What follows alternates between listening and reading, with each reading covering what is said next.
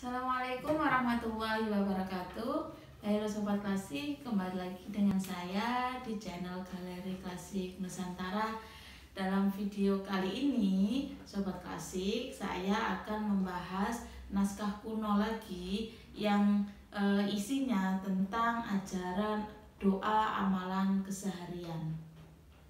Ini naskahnya ya, bisa Sobat Klasik lihat. Naskahnya ini itu naskah yang berukuran kecil dan sampulnya sudah tidak ada Sobat Klasik. Nah, ini sampulnya sudah hilang sehingga ketika melihat naskah ini itu langsung di awal itu sudah ada bentuk tulisan-tulisan seperti itu, sehingga sampulnya sudah protol seperti itu. Ukuran dari naskah ini itu terbilang masuk pada ukuran kecil karena kertasnya bisa Sobat Klasik lihat tidak sebesar kertas folio, yang mana dalam kajian filologi itu naskah yang ukurannya seperti kertas folio itu disebut dengan naskah yang berukuran besar seperti itu. Nah, kemudian naskah ini tulisannya itu menggunakan aksara pegon ya, untuk menyebut nama doanya, nama atau ajaran amal keseharian. Penyalin atau pengarang menuliskannya itu dengan aksara pegon. Berbeda ketika memaparkan lafadz doanya. Nah, lafadz doanya ini khusus menggunakan bahasa Arab seperti itu. Sehingga meskipun berupa naskah kuno yang itu sering biasanya naskah kuno identik masyarakat memahami bahwa isinya yang berbentuk Jawa-Jawa. Nah, tidak, bahwa naskah kuno ini itu tentang amalan doa keseharian umat Islam, sehingga lafadz doa bahasa Arab itu juga dominan banyak disampaikan di naskah ini seperti itu. Ukuran dari bentuk tulisannya tadi yang menggunakan aksara pegon, ukurannya itu berbeda-beda Sobat Klasik. Ada yang penulisannya itu ukurannya itu besar, penulisan hurufnya itu besar-besar. Ada juga yang kecil dan bentuk khotnya itu berbeda, sehingga saya mengasumsikan bahwa kemungkinan penulisnya ini itu berbeda. Penulisnya tidak sama antara yang nulis yang berukuran besar dan kecil, dan itu bisa terlihat yang berukuran besar itu ada di halaman-halaman bagian depan, sedangkan yang tulisan yang ukuran kecil itu di bagian belakang seperti itu. Dengan fakta yang seperti ini, maka saya mengasumsikan bahwa ada lebih dari satu penulis atau penyalin dalam naskah amalan doa keseharian ini. Kemudian kertas yang digunakan, lagi-lagi saya menemukan naskah kuno ini itu saya lihat menggunakan kertas deluang. Kertas deluang ya, kertas lokal Nusantara, kertas lokal Indonesia yang dulu itu banyak diproduksi di daerah Ponorogo. Inilah bentuk dari kertas deluang tersebut. Kemudian masuk ke isinya. Isi dari naskah ini yang pertama itu tentang amalan doa bagi orang yang menerima zakat, atau dalam bahasa fikihnya itu mustahik ya. Orang yang berhak menerima zakat disebut dengan mustahik. Nah, ketika seseorang menerima zakat fitrah dari muzaki atau orang yang mengeluarkan zakat, maka dianjurkan untuk membaca doa. Nah, lafaz doanya gini Sobat Klasik. Ini lafaz doanya. Allahumma ajarakallahu faman a'taita ma wa barakallahu faman abqaita wa ja'alallahu laka tahuran birahmatika ya arhamar rahimin. Maksud dari doa, lafaz doa ini itu meminta pahala dari Allah bagi orang yang mengeluarkan zakat, dan juga dia sebagai penerima zakat itu semoga mendapatkan keberkahan dari apa yang diberikan oleh muzaki itu. Nah itu anjuran doa ketika memperoleh zakat fitrah. Nah bagi sobat klasik mungkin ada yang biasanya diberikan zakat oleh orang lain ketika zakat pada hari raya, sebelum hari raya yang disebut dengan zakat fitrah, maka dianjurkan untuk membaca doa ini seperti itu. Kemudian amalan doa yang kedua itu tentang maleman. Maleman itu apa ya? Maleman itu biasanya banyak di tradisi di Jawa ya. Maleman tradisi ketika 10 hari terakhir bulan Ramadan.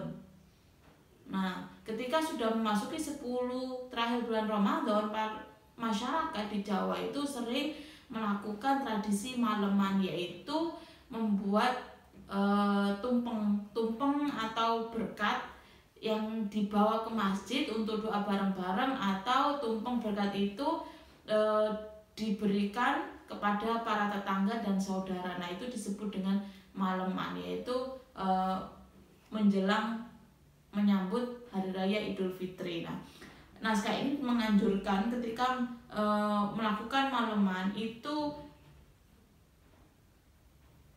mengucapkan lafaz doa ini. Ini doanya, Allahumma inna nasta'inuka wa nastaghfiruka wa natubu ilaik wa antal aziz inna anzalnahu fi lailatul qadri khairum min alfi syahrin nanazzalul malaikah warruh. Allahumma afi tuhibbul afwa fa'fir anna rabbana taqabbal minna wa tilawatina wa dzikrina fiha antas samiul alim wa tub alaina innaka antat tawwabur rahim birahmatika ya arhamar rahimin.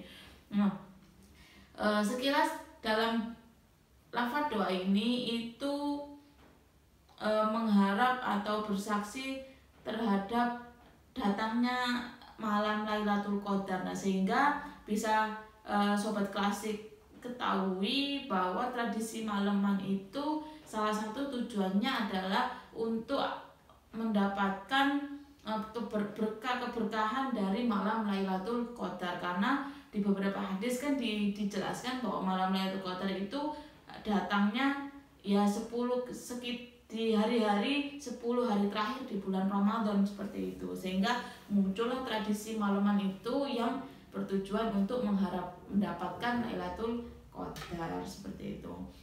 Nah, doa yang berikutnya itu sebagaimana doa yang ada di buku-buku amalan doa di era sekarang ya.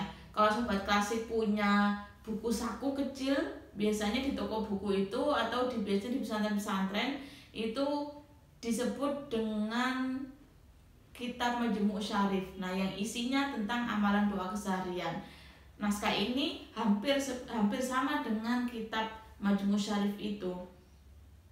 Karena isinya, saya tidak akan menyebut semua lafaz doanya ya, karena ada sekitar 25 lebih, sekitar 25-26 amalan doa yang ada di naskah ini. Nah, sehingga saya tidak menjelaskan secara keseluruhan lafaz dari doa-doanya. Ini sebagai pengetahuan, tadi sudah memaparkan dua lafaz doa yang dianjurkan ketika memperoleh zakat fitrah dan juga maleman. Doa yang lainnya seperti doa memperoleh keselamatan, lalu doa ziarah kubur, kemudian doa tolak bala, terus doa setelah sholat fardu, setiap sholat fardu doanya itu seperti apa, nah itu juga diajarkan di sini. Kemudian doa maulid Nabi, lalu kemudian ada doa ketika mencari ilmu dan gimana caranya agar ilmunya itu bisa bermanfaat. Nah, naskah ini mengajarkan bukan hanya amalan doanya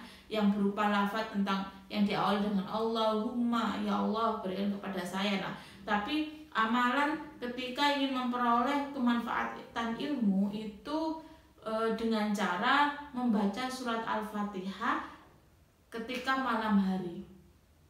Nah, naskah ini menjelaskan Kalau kalian para sobat klasik ingin memperoleh kemanfaatan dari ilmu yang kalian cari ketika kalian masih sekolah, masih kuliah, nah coba baca surat Al-Fatihah pada malam hari.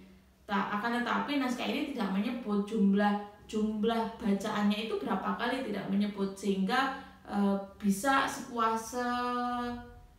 secapeknya kalian ketika kalian membaca surat Al-Fatihah di malam hari ini. Yang penting istiqomah membaca surat Al-Fatihah. Nah, naskah ini itu menganjurkan membaca itu, insya Allah ilmu yang kalian cari, ilmu yang kalian dapatkan selama proses thalabul ilmi itu akan memperoleh kemanfaatan seperti itu.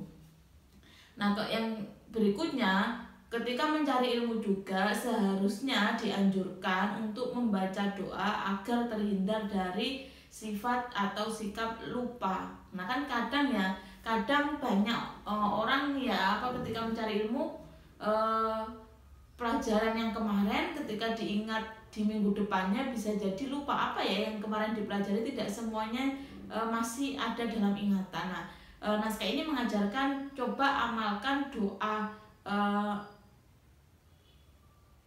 yaitu membaca surat Al-Fatihah, insya Allah akan terhindar dari lupa. Nah, amalannya adalah membaca surat Al-Fatihah sebanyak 60 kali. Di sini dijelaskan itu dengan kata-kata suwida. Nah, suwida kan dalam bahasa Indonesia 60 ya. Nah, 60 kali itu membacanya itu di atas air gelas yang berisi air. Nah, itu dibacakan surat Al-Fatihah sebanyak 60 kali. Dan setelah itu diminum airnya. Nah, naskah ini mengatakan bahwa ketika mengamalkan ajaran bacaan Fatihah 60 kali itu, insya Allah akan terhindar dari sifat lupa seperti itu. Unik ya, bahwa bisa sobat klasik lihat bahwa ajaran doa keseharian di naskah ini tadi tentang amalan terhindar dari lupa, lalu juga memperoleh kemanfaatan ilmu itu seperti mempraktekkan dari ayat-ayat Al-Quran agar memperoleh bahwa ayat-ayat Quran itu ada keistimewaan yang sering belum banyak diketahui atau disadari oleh masyarakat. Nah, naskah ini mengajarkan itu, amalan doa itu bukan hanya doa meminta kepada Allah, tapi juga dengan melantunkan ayat-ayat Quran tadi, membaca surat Al-Fatihah sebanyak-banyaknya, maka akan memperoleh kemanfaatan ilmu seperti itu. Ingin memberikan suatu amalan doa yang bukan hanya berupa meminta kepada Allah untuk ya Allah pelancarkan rezeki saya, ya Allah terimalah zakat dari orang yang mengeluarkannya tersebut, tidak hanya seperti itu, tapi dengan cara mempraktekkan bacaan ayat suci Al-Quran seperti itu. Amalan doa berikutnya itu ada amalan doa ketika bulan Syuro, lalu amalan doa nubuat. Nah, doa nubuat ini ada juga yang di video sebelumnya saya paparkan dengan satu video ya tentang amalan doa nubuat. Di naskah ini juga dipaparkan, tapi doanya singkat, hanya ada 4 baris saja tentang doa nubuat itu. Kemudian ada juga doa agar dicintai orang lain, atau bahasa pesantrennya doa mahabbah. Nah, itu juga ada. Nah, sobat klasik, bagi sobat klasik yang ingin dicintai oleh banyak orang, nah bisa mengamalkan ajaran amalan doa yang ada di naskah ini itu. Kemudian doa memperoleh rezeki, memperlancar rezeki. Nah, itu ada amalan-amalannya. Nah, yang biasanya ketika ingin memperoleh rezeki yang banyak atau rezekinya lancar, banyak anjuran membaca surat Al-Waqiah ya. Bagi sobat klasik yang tahu, di naskah ini tidak mengajarkan tentang amalan surat Al-Waqiah itu, tapi dengan cara membaca 50 kali lafaz ya Manan, ya Hanan, ya Manan, ya Hanan, ya Manan sebanyak 50 kali. Nah, ajaran tentang memperlancar rezeki itu seperti itu di naskah ini. Kemudian amalan berikutnya, nah ini tentang amalan menyembelih sapi. Ketika menyembelih sapi itu ada doa khususnya, bukan hanya kalau di buku-buku fikih kan yang penting menyembelih hewan itu dengan membaca basmalah seperti itu ya, harus wajib dengan syarat penyembelihan itu biar dagingnya itu halal dimakan dengan harus melafadzkan basmalah, syahadat dan basmalah biasanya. Nah, di naskah ini tidak hanya lafaz itu tapi juga melafadzkan niat yang bentuknya berbahasa Arab. Niatnya seperti apa? Niatnya seperti ini. Nawaitu an adbahal baqarah an qat'ul hulkum wal mar'i fardolillahi ta'ala. Nah, ketika menyembelih sapi ya jangan lupa niat. Dan niatnya seperti itu. Nawaitu an adbahal baqarah. Nah, kalau berbeda kalau menyembelih kambing, nah lafaz niatnya itu sama, cuma yang diganti ada baqarahnya tadi. Kalau baqarah adalah sapi, kalau itu berupa kambing ya diganti dengan ghanam, sehingga bentuk niatnya itu nawaitu an adbahal ghanam. Nah, ghanam kan sapi, kambing seperti itu. Oke, kemudian doa berikutnya itu ada tentang doa sholat hari raya, doa setelah sholat hari raya Idul Fitri maupun Idul Adha itu ada doanya, lalu doa setelah sholat sunnah tarawih, lalu juga amalan ketika ingin memperoleh malam Lailatul Qadar. Nah, di bagian-bagian akhir naskah ini memaparkan tentang gimana amalan ketika ingin memperoleh atau mendapatkan malam Lailatul Qadar seperti itu. Nah, amalannya apa? Nah, amalannya adalah dianjurkan untuk melakukan sholat sunnah 12 rakaat dengan 6 kali salam, sehingga 2 kali salam, 2 kali salam. Nah, sebanyak 6 kali salam yang jumlahnya 12 rakaat. Dan di setiap sholatnya itu membaca suratnya, setelah Fatihah membaca surat 3 kul, yaitu kul huwallahu ahad, kul a'udzu birabbil falaq, dan kul a'udzu birabbin nas. Nah, dianjurkan suratnya adalah 3 surat kul tadi itu. Dan jumlah bacaannya itu sebanyak 15 kali. Nah, setiap sholat, setiap rakaat membaca surat 3 kul dengan jumlah 15 kali. Setelah selesai sholat, selesai salam itu membaca istighfar. Nah, istighfarnya sebanyak 100 kali. Sebanyak 100 kali, dan setelah membaca istighfar lalu dipersilahkan untuk doa apapun yang menjadi hajat atau keinginan bagi yang melaksanakan sholat tersebut. Ketika kalian yang melaksanakan, maka di bagian akhir silakan doa apa yang menjadi hajat atau keinginan kalian. Semoga malam itu merupakan malam Lailatul Qadar. Nah, kalau mendapatkan malam Lailatul Qadar, maka kan setiap doa yang dipanjatkan akan terkabul seperti itu. Nah, itu ajaran ketika malam Lailatul Qadar. Lalu niat sholatnya seperti apa? Di naskah ini juga memaparkan bentuk niatnya itu adalah seperti ini: usolli sunnata rakaataini litolabi Lailatul Qadar lillahi ta'ala.